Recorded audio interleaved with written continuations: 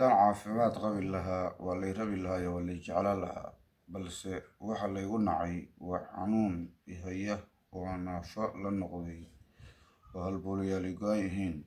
Qofku intuu caafimaadka qabo ayaa la rabaa, waxa lagu rabaa caafimaadka iyo xoogga baa lagu rabaa qofka. laakiin mar hadduu iska xanuunsado qofku waa la ilaawaa oo waa la nacaa, oo dadkii shalay markuu caafimaadka qabay u dhowaa oo saaxiibada la ahaa kulli waa nacaanin.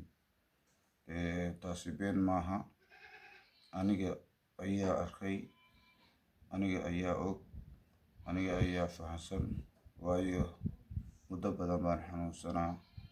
markii aan caafimaadka qabay si siyaadaa baa lay rabay, laakiin markii aan xanuunsaday waa lay nacay oo intiiba siday iila soco jireen ilama socdanin. iska daa wax kale, xataa waxa ku naca walaalka baa ku naca markaa xanuunsatid. laakiin ilaahay baa xanuunka keenay subxaanahu wa tacaala.